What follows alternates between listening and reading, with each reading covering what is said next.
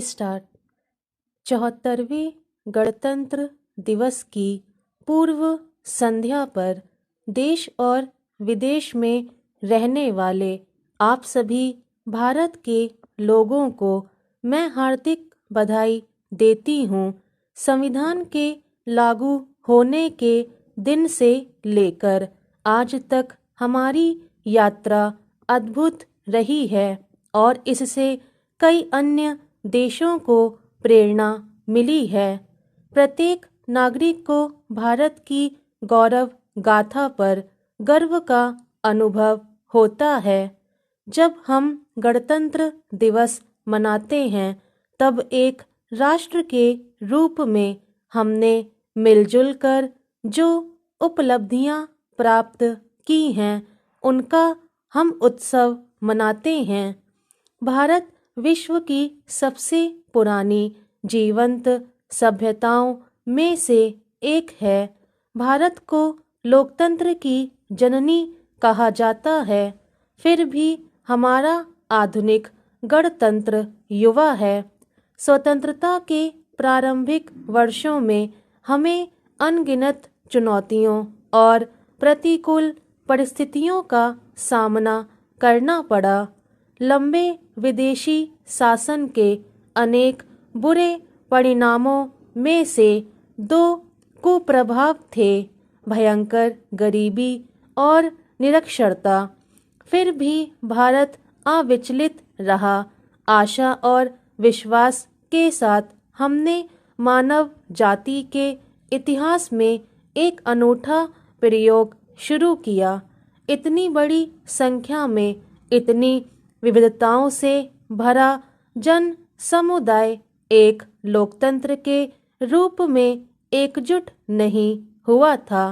ऐसा हमने इस विश्वास के साथ किया कि हम सब एक ही हैं और हम सब भारतीय हैं।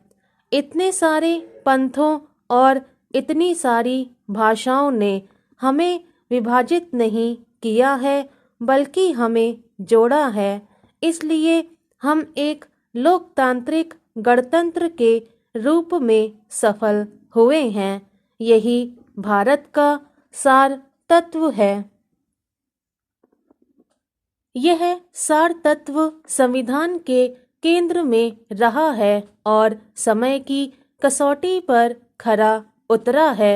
स्वतंत्रता संग्राम के आदर्शों के अनुरूप हमारे गणतंत्र को आधार देने वाला संविधान बना।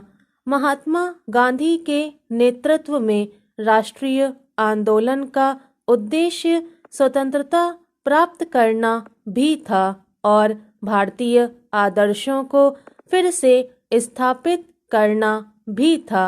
उन दशकों के संघर्ष और बलिदान ने हमें न केवल विदेशी शासन से बल्कि थोपे गए मूल्यों और संकीर्ण विश्व दृष्टिकोण से भी आजादी दिलाने में मदद की।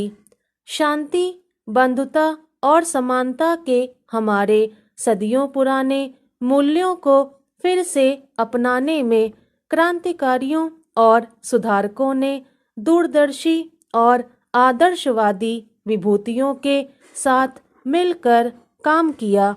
जिन लोगों ने आधुनिक भारतीय चिंतनधारा को प्रवाह दिया उन्होंने हमारे पास सभी दिशाओं से अच्छे विचार आए।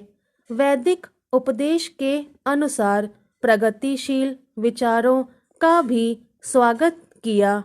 लंबे और गहन विचार मंथन के परिणाम स्वरूप हमारे संविधान की संरचना हुई। हमारा यह बुनियादी दस्तावेज दुनिया की सबसे प्राचीन जीवंत सभ्यता के मानवतावादी दर्शन के साथ साथ आधुनिक विचारों से भी प्रेरित है। हमारा देश बाबा साहब भीमराव अंबेडकर का सदैव ऋणी रहेगा, जिन्होंने प्रारूप समिति की अध्यक्षता की और संविधान को अंतिम रूप देने में महत्वपूर्ण भूमिका निभाई। आज के दिन हमें संविधान का प्रारंभिक मसौदा तैयार करने वाले विधिवेत्ता श्री B.N. राव तथा अन्य विशेषज्ञों और अधिकारियों को भी स्मरण करना चाहिए जिन्होंने संविधान निर्माण में सहायता की थी।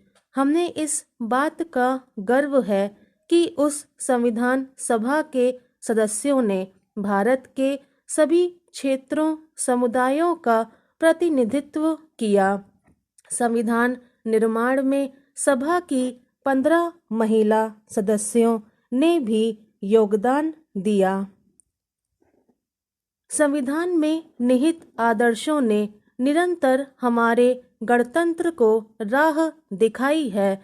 इस अवधि के दौरान भारत एक गरीब और निरक्षर राष्ट्र की स्थिति से आगे बढ़ते हुए विश्व मंच पर एक आत्मविश्वास से भरे राष्ट्र का स्थान ले चुका है। संविधान निर्माताओं की सामूहिक बुद्धिमत्ता से मिले मार्गदर्शन के बिना यह प्रगति संभव नहीं थी।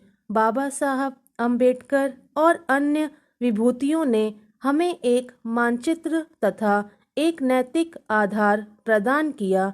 उस राह पर चलने की जिम्मेदारी हम सबकी है। हम काफी हद तक उनकी उम्मीदों पर खरे उतरे भी हैं, लेकिन हम यह महसूस करते हैं कि गांधी जी के सर्वोदय के आदर्शों को प्राप्त करना अर्थात सभी का उत्थान किया जाना अभी बाकी है। फिर भी हमने सभी क्षेत्रों में उत्साहजनक प्रगति हासिल की है। स्टॉप।